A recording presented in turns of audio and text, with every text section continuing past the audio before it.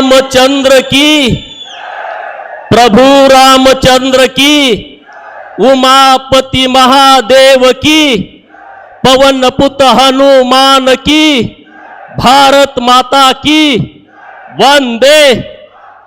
आज आपल्या सांगली लोकसभेचे उमेदवार माननीय संजय काकाच्या प्रचाराच्या निमित्तानं व्यासपीठावरती उपस्थित आदरणीय केंद्रीय मंत्री रामदासजी आठवले साहेब, दुसरे केंद्रीय मंत्री अर्थमंत्री माननीय भागवत कराड साहेब, व्यासपीठावरती उपस्थित बुलढाण्यावरून चिखलीहून आलेल्या भारतीय जनता पार्टीच्या नेत्या आणि आमदार महाले मॅडम, माननीय पृथ्वीराज बाबा, राजेंद्रांना, माननीय सदाभाऊ पाटील, माननीय सुहासजी बाबर, माननीय वैभवदादा पाटील, माननीय ब्रह्मानंद पडळकर, मकरंदजी देशपांडे, नीताताई, व्यासपीठावरील सर्व मान्यवर आणि तुम्ही सगळेजण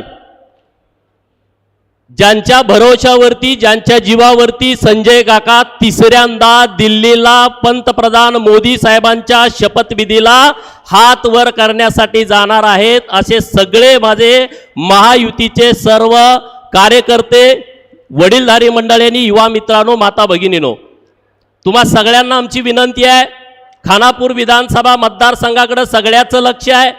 खानापूर मतदारसंघामध्ये एवढा टोकाचा संघर्ष असताना सुद्धा लोकसभेसाठी 4-4 तलवारी एका म्यानामध्ये म्यान झालेले आहेत। याच्यावर तुम्ही विचार करा की निवडणूक किती महत्त्वाची आहे। लोकसभेची निवडणूक अत्यंत महत्त्वाची आहे। काकांना खासदार करणं म्हणजे मोदी साहेबांना आपलं मत जाणार आहे। मोदी साहेब परत पंतप्रधान होऊ नये असं नुसत्या राहुल गांधीला वाटत नाही, नुसत्या शरद पवारांना, नुसत्या उद्धव ठाकरेंना, नुसत्या मायावतींना, नुसत्या अखिलेशला, नुसत्या केजरीवालला, ममता बॅनर्जीला, पंजाबवाल्यांना, इकडं स्टॅलिनला, ह्यांना वाटत नाही, तर त्यांच्याबरोबर चीन सारख्या राष्ट्राला वाटतंय मोदी तिसऱ्यांदा पंतप्रधान झाले नाही पाहिजेत। पाकिस्तान सारख्या शत्रू राष्ट्राला वाटतंय मोदी साहेब तिसऱ्यांदा पंतप्रधान झाले नाही पाहिजेत। अमेरिकेसारख्या प्रगल्भ राष्ट्राला वाटतंय मोदी साहेब जर तिसऱ्यांदा पंतप्रधान झाले तर भारत जगातली महासत्ता बनेल। आणि म्हणून गल्ली बोळातली भांडणं, तक्रारी, विषय सोडून द्या। काका मातीला आला नाही, लग्नाला आला नाही, माझ्याकडे बघितलं नाही, हसला नाही, बोलला नाही, हे डोक्यातनं काढून टाका। आता ही निवडणूक आपल्यासाठी महत्त्वाची आहे, देशासाठी महत्त्वाची आहे, हे राष्ट्र जगामध्ये पुढे नेण्यासाठी महत्त्वाची आहे। म्हणून सगळ्या तरुण मित्रांना माझी विनंती आहे, खानापूर आटपाडीकडे सगळ्याचं लक्ष आहे की लाखाचं लीड मिळेल आणि खालना आतनं गडी काहीतरी वेगळंच कुजबुजते। बाबांनो, कुजबुजू नका, त्याचा काही उपयोग होणार नाही। अरे ह्या सगळ्या पत्रावळ्या ह्यांनी अनेक वर्ष आपल्या राज्याचं नेतृत्व केलं, कधी आपल्या दुष्काळी भागाकडे बघितलं नाही। टेंबूचं पाणी आलं आपल्याला बरं वाटतंय, 81% वीज बिल माफ केलं, पाणीपट्टी माफ केली, आपल्याला बरं वाटतंय। मित्रांनो, आता उतराई होण्याची वेळ आली आहे। नरेंद्र मोदी साहेबांनी आणि देवेंद्र फडणवीस साहेब, एकनाथ शिंदे साहेबांनी खूप मोठं काम दुष्काळी पट्ट्यातल्या तालुक्यामध्ये केलेलं आहे। आपल्या तरी 13 दुष्काळी तालुक्यातल्या शेतकऱ्यांनी महायुती सोडून खरं तर कुणाला मतदानच केलं नाही पाहिजे। त्यामध्ये कोरेगाव आलं, फलटण आलं, मान आलं, खटाव आलं, माळशिरस आलं, सांगोला, जत, कवटेमंकाळ, आटपाडी, खानापूर, पलूस, कडेगाव, तासगाव ह्या भागातल्या लोकांनी तर विरोधी उमेदवारांना मतदान द्यायला नाही पाहिजे मित्रांनो। कारण आपण दुष्काळाच्या झाडा सगळ्यांनी सोचलेत, टँकरसाठी आपण मोर्चे काढले, चारा छावणीसाठी मोर्चे काढले, चारा डेपोसाठी मोर्चे काढले, शेताला पाणी द्या, पिण्याला पाणी द्या, नेहमी आपले मोर्चे असायचे। आता 2014 नंतरची परिस्थिती बदलली मित्रांनो। आता काही मोजकी गावं राहिली, त्यांना सुद्धा आता सुधारित टेंबू योजनेमध्ये त्यांना पैसे दिलेले आहेत, 7-7.5 हजार कोटी रुपये दिलेत। मित्रांनो, माझी हात जोडून विनंती आहे, ह्या विरोधी लोकांच्या नादाला लागू नका आणि आपल्या खानापूर विधानसभा मतदारसंघातून चांगलं लीड आपण देऊया।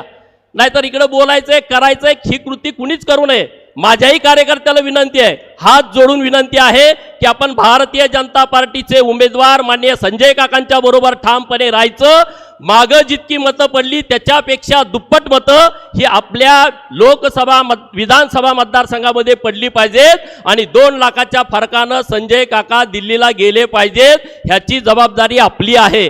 आज तारीख आहे 3, 4, 5, 6 3 दिवस आपल्या हातामध्ये आहेत। हे 3 दिवस तुम्ही महायुतीसाठी द्या। राहिलेली 5 वर्ष संजय काका आपल्यासाठी काम करतील. त्यातून काय राहिलं तर आम्ही सगळे मंडळी तुमच्यासोबत ठामपणे उभे आहोत. तुम्हाला कुठलीही कसली अडचण आम्ही येऊ देणार नाही. केंद्र सरकार आणि राज्य सरकारच्या अनेक योजना आहेत की ज्या लोकांच्या हिताच्या आहेत. राज्य सरकारनं अनेक निर्णय घेतले. अरे राज्य सरकारनं अंगणवाडी ताईंचं मानधन वाढवलं, मदतनीस ताईंचं मानधन वाढवलं, ग्रामसेवकांचं मानधन वाढवलं, शिक्षण सेवकांचं मानधन वाढवलं, पाटील पोलीस पाटील 8,500 मानधन वाढवलं, कोतवालांचं 7,500 मानधन वाढवलं. आणि ही लोक कुणाशी कनेक्ट आहेत? ही लोक आपल्याशी कनेक्ट आहेत. आपली पोरं प्राथमिक जिल्हा परिषद शाळेत जातात, आपली मुलं अंगणवाडीत जातात. पोलीस पाटलाकडे आपलं काम असतं, कोतवालाकडे आपलं काम असतं. ही गावगाड्याची सगळी जोडलेली जी घटक आहेत त्या घटकांना न्याय देण्याचं काम आपल्या सरकारनं केलं. मोदी साहेबांच्या नेतृत्वामध्ये अनेक कामं झाली. आता आपल्या इथून एक नॅशनल हायवे जातोय पुणे बेंगलोर, हा खानापूर तालुक्यातून जातोय मित्रांनो. त्यामुळे पूर्णपणे परिस्थिती बदलणार आहेत. आणि तुम्हाला सगळ्यांना परत एकदा कळकळीची विनंती की राज्याचे गृहमंत्री साहेब आता 2 मिनिटात व्यासपीठावरती येत आहेत आणि त्यामुळं तुम्ही सगळेजण ताकदीनं त्यांचं जोरदार टाळ्या वाजवून स्वागत करावं. आणि एवढंच या निमित्तानं बोलतो आणि थांबतो. जय हिंद, जय महाराष्ट्र. धन्यवाद.